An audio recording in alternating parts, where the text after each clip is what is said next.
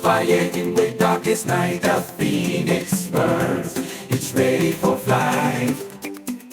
Shadows may come, try to tear you apart, but you're the flame that ignites. Hello and welcome to From the Ashes. I am your host, Valerie Huang Beck, and we are starting off with season 2 today, episode 1. And I just want to first pose the question, have you ever felt misunderstood for a choice you've made or made wrong for being different? And I'm sure the answer for most of you is going to be yes. That is why today I want to talk about the 4 principles to live in harmony in today's polarized world. In this day and age where we're all living in such a divided atmosphere, where we all feel like we are pitted against each other, it is really important for us to start to think about how we are going to move forward as humanity and make things better for both our generation and the generations following. Now, the reason why I wanted to record this episode today is because the more I do these podcast interviews and ask people about their personal stories of growth and healing and struggle, I've realized that not everyone thinks the way that I do, and that is more than okay. I've been traveling and living abroad since my early 20s. I left after college for Japan and then embarked on a journey of international education and cultural exchange to learn more about the way that people think and the way that people carry on in their everyday lives in different parts of the world. I have found more and more that the way that we experience life is so nuanced and so diverse. Oftentimes, when we've only lived in one place, when we only speak one language, it is hard to conceptualize and get into the heads of people who are so different from you. And yet, because of today's increasingly interdependent and globalized economy, and with social media really linking us together throughout the world, there is really this need for us to put extra effort into living in harmony with people who are different from us. So you might be wondering, well, why and what does this have to do with rising from the ashes? And I think the truth of it is that the more that I have been able to leave my home base, go and meet different people and get different perspectives, the more I have been able to build my resilience and my ability to bounce back from things that I thought would really just hold me back. And I think that understanding people's different experiences really help to see how we're not all so different that we can't get along. And yet also it's not so important for us to all believe in the same thing, to eat the same thing, to follow the same rules even. So I am going to present my 4 principles. Then I would love to hear your feedback, what you think about these principles, and whether you have any to add for yourself. So number 1 is to listen, reflect, and respond. So I asked that question, have you ever felt misunderstood for a choice that you've made or made wrong for being different? Whether this was, a choice that you made and your parents didn't approve, or it was something that you did, or the way that you looked that was different from your peers that attracted negative attention. How did that make you feel? And for a lot of us, this type of experience of being othered is one that can be really traumatic because we feel like we don't fit in. And when we don't feel like we fit in, we also feel unsafe.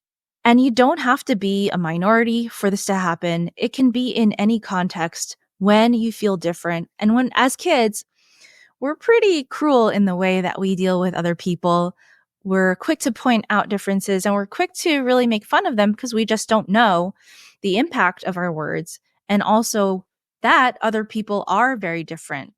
But I remember a couple of instances while I was living in Japan that really helped me understand and be more compassionate towards people who think differently and who have different values. So one of the stories that I want to share is about masks. And I know that masks are somewhat of a controversial topic still, especially post-COVID, and their use of masks to prevent the spread of disease and whatnot. And it's funny because prior to COVID, I was living in Japan, and, you know, at that time, Americans didn't use masks, so neither did I. I didn't have that practice. But I would notice all the time that my dance teacher would come in with a mask.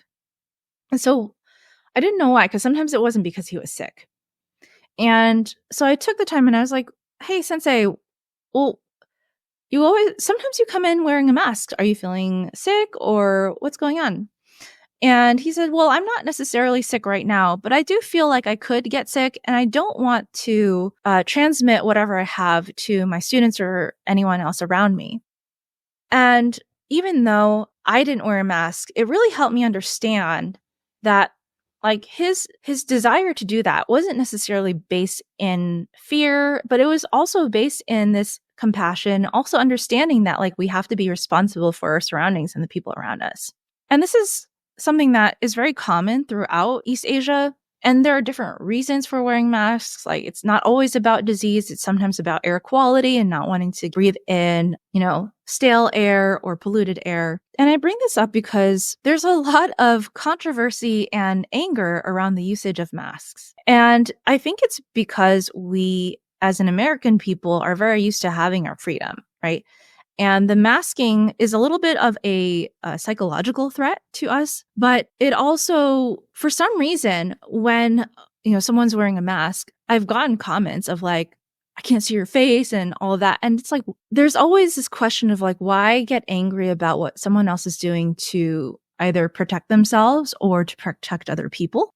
And it really showed me how the actual reality of this individual-centered culture as opposed to a more collectively centered culture, right? Because in Asia, especially, it's a more collectively centered culture where the well-being of others and the personal space and comfort of others is often put at a priority. And your opinions and your beliefs and all of that come secondary in order to maintain this harmony. Now, there are definitely negatives and positives to this, but sometimes I do wish that we are able to zoom out and see like there are different reasons for why people may not or use a mask or put on a mask. And oftentimes everyone is guided by a different set of experiences and beliefs. Another example that I can think of that I've had personally, I remember when I was working in Japan, and it was my third year, and I was getting ready to actually leave the country in a couple of months. I was invited to go along with sixth graders' shugaku ryoko, which means like their school trip. And we went to Kyoto and Nara. And it was a huge honor and privilege for me because other English teachers, international English teachers at least, haven't had that opportunity to go with their students and fellow colleagues, Japanese colleagues, to this trip. And so I really, at that point, had learned a lot of Japanese and was learning the language, and people were very comfortable with talking to me. And I was able to really connect with my colleagues on a more personal level. We all stayed in the same ryokan, which is like a Japanese inn where we have like the traditional futons on the ground and like a very fancy dormitory style. And I remember talking to one of my colleagues one night. We were just around the table having tea, and we were talking about how she's a woman in her like probably early 50s, mid 50s, had been in Japan all her life, talking to this American young lady. At that point, I was probably like 23 years old, about how she longs for the traditions of Japan, where the older traditions of Japan, where women had a more subservient role to men, and how she wishes that, women were still brought up to be more obedient and to serve their husbands and whatnot, which I thought was really interesting because it went completely against who I was. I remember thinking like, well, that's definitely not me. I'm like feminist all the way, and I believe in women's independence, but I didn't say any of that. But I just gave myself a little bit of time to really take it in and think about, well, one, she trusts me enough to share this, one, and then also it's a really it's a different look at a different society where things are done and run in a distinct way. And I decided at that point, there's no point arguing. First of all, because this is not something that's going to necessarily change society for the better if I just decide to start an argument. But also, I always find that there's a reason for someone to believe that, right? There is a way of life that is easier with perhaps the gender roles that she was accustomed to living in as an older Japanese woman. And it's not even to say that all people around her age from Japan have the same thinking. It's just that for her, she felt like life would be easier if things were this way. And I feel like that is definitely worth considering and just like thinking about, well, I come from a very different place where independence and, striving for achievement is really valued, but it's not always the case in other places. And that belief is not always rewarded in the same way. So I really appreciated her being able to share that with me. And also just thinking about like, well, I'm the younger one here too. I don't know that much about the world. It may be in my best interest just to think and process this for now. And if I choose to respond later, that's great. But not every conversation has to be an assertion of your own opinion. All right. So the second principle that I want to discuss today is that it's important for us to understand our own cultural context and how our own culture works and how culture shapes us, because we're socialized in our systems and our thinking and behavior that generally reflects the values and the neuroses of those symptoms. So what do I mean by that? There's a really good book called, I believe it's called Preschools in Three Cultures. It actually was a longitudinal study done in preschools in America, Japan, and China. And they analyzed how the preschools ran and the behaviors that it produced in the children. And it was a fascinating book because it really showed that we will set up our school systems in a way, even unconsciously, that is going to produce the attitudes and behaviors that are desirable in our culture. So having worked a little bit of time in Japanese school systems, I remember one of the most stark things that I when I arrived in Japan was that my students were doing like somewhat military marches on the school field in preparation for this event that they were going to have called Sports Day. And it was really interesting because they were all like in line marching, to this rhythm. And it's something that you would never see in the United States, at least at a regular public school. And it was part of a sports day. It wasn't like a National Pride Day or anything like that. It had nothing to do with military, but like there was this very orderly nature to it.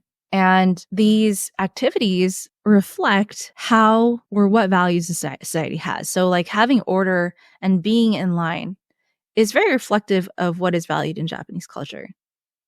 And when I was reading the preschool book, what really struck me about the American preschools was that there was this neuroticism around how the children were treated. And like we do tend to treat children a little bit more delicately, especially because there's so much of that fear of getting in trouble or, unfortunately, we do have a culture of abuse that also permeates into that neuroticism. And so like there's a lot of caution around how we treat the children, but it also creates this within the children also creates this belief that they are a little bit more protected and they are a little bit, things are done more for them than in, let's say, a Japanese or Chinese preschool.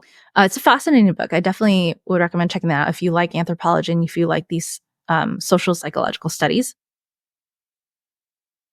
If we think about how everything around us shapes the way that we think and what we believe, we can also understand that that is how every single other human being on this earth is socialized to behave. It's just that everyone has a different experience, and so they're going to have different reactions to different things. One thing that also comes to mind when I'm talking about this is understanding how culture works. I think that there is this idea that culture is, it's set in stone and you just like take a cultural concept and you can plant it in another place, but it's simply not like that. You have to think about culture as a living organism, just like a culture in a petri dish of bacteria grows according to its environment. It does its own thing. So we can't always control directly. We actually don't have that much control over how culture is translated from one place to another, or cultural practices are translated from one place to another. One of the funniest things that I think people get really angry at is this, or get mistakenly angry at, is the notion of how foods and practices are used in different places.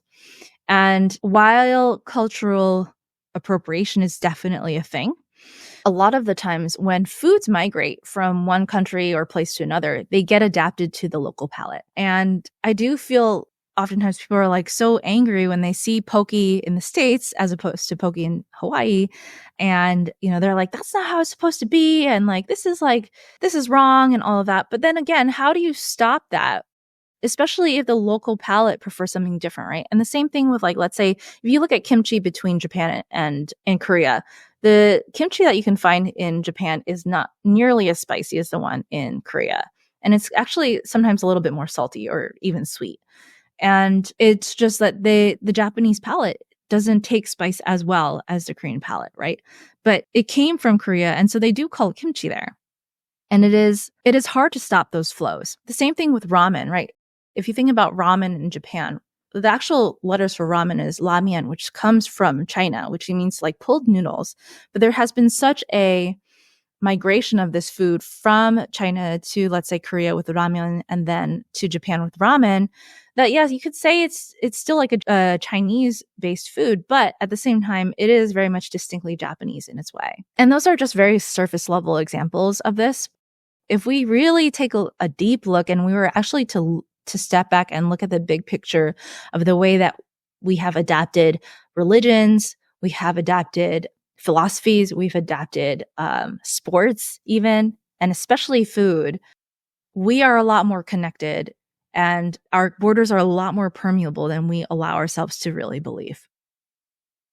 And in fact, the reason I have my logo as this Japanese, it's a shisa, which is a mythical lion from Okinawa, but they often come in pairs with one mouth open and one closed, is because the original origin of the open mouth and the closed mouth is the idea of the universal sound of Om, where the first sound is open and the last is closed. Right? And they have this open mouth and closed mouth. And that's where originally it comes from. There's a lot of different mythologies that have then developed, but I did read it somewhere in Japan that this was the reason why these guardian lions have this mouth shape.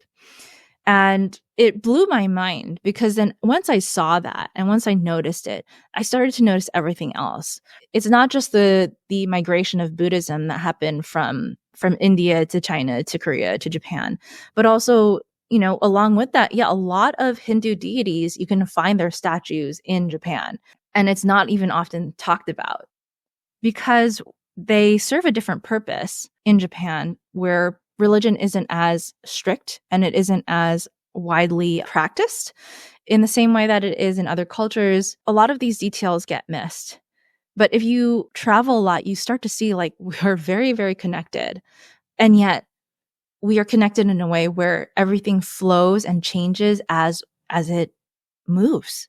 And again, I don't think that's a bad thing. I think it shows how we do tend to, as humans, change what comes to us to fit what we want. All right.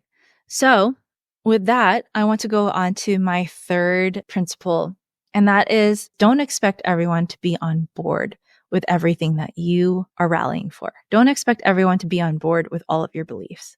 And this, I feel, is so obvious, and yet it is often forgotten.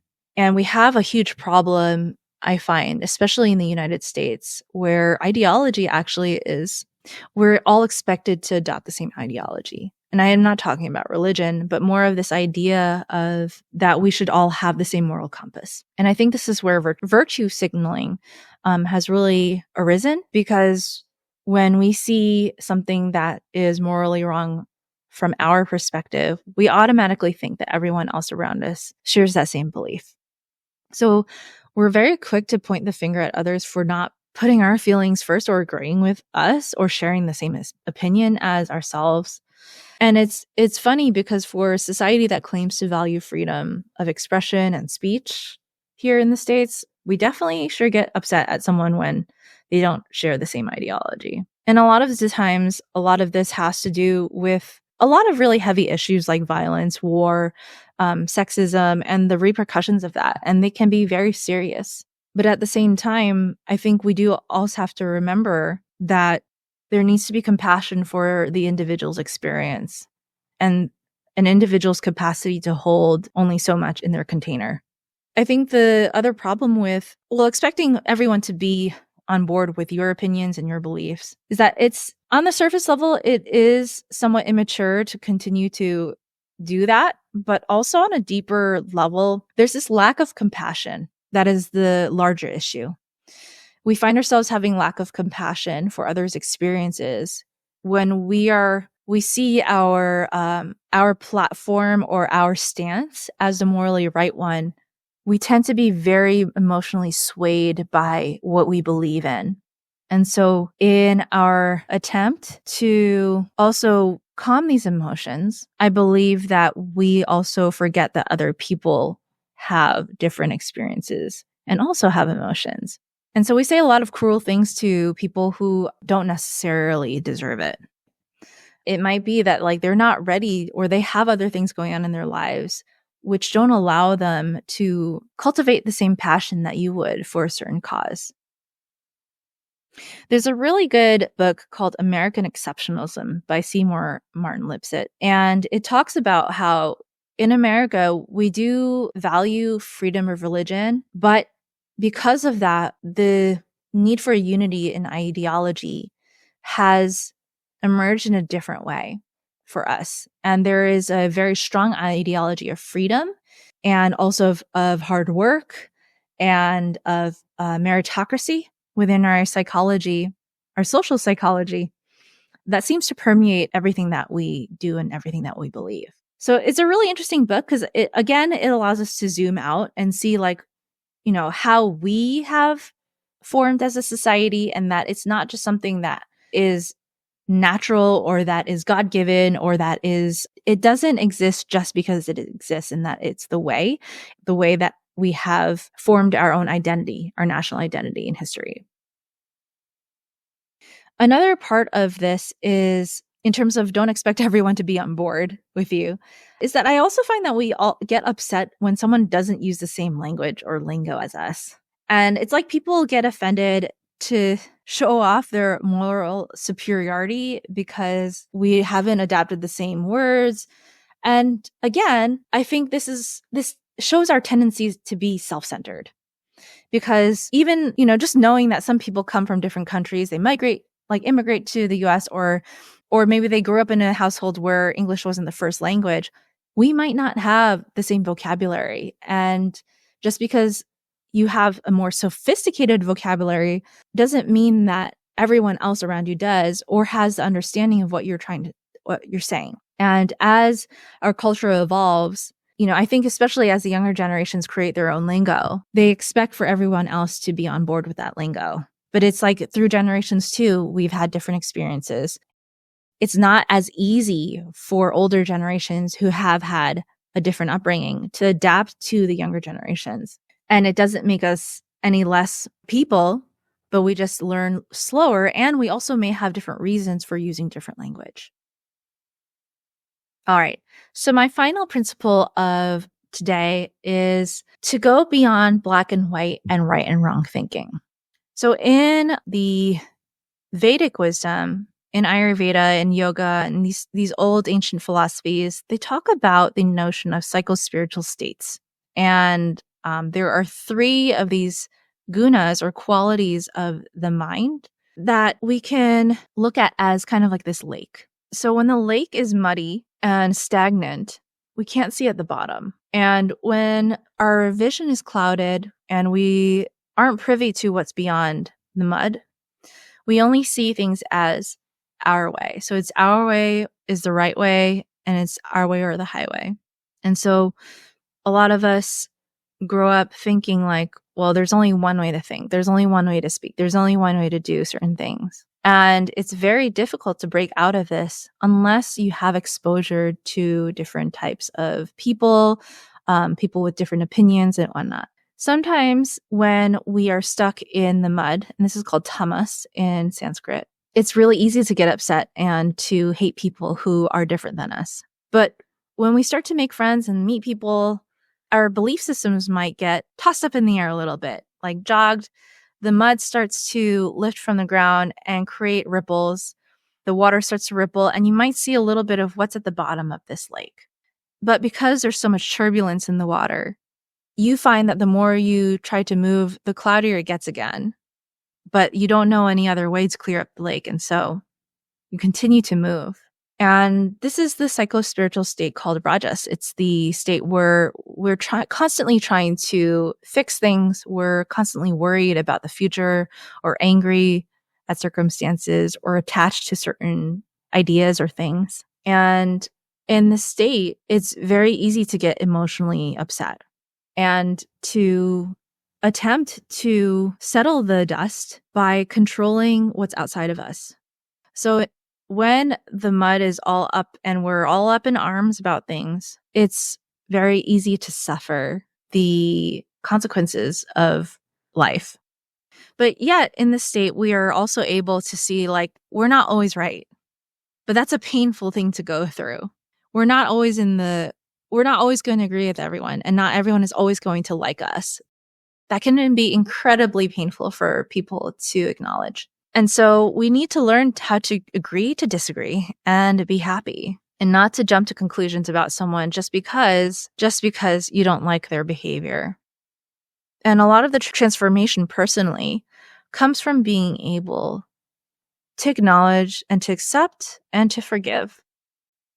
When we are able to overcome our own anxiety, to allow ourselves to let go of our fear, let go of judgment and our own attachment, and when we're no longer held hostage by these emotions, then we have the ability to zoom out and see the bigger picture for what it is. When that happens, reality finally becomes clear.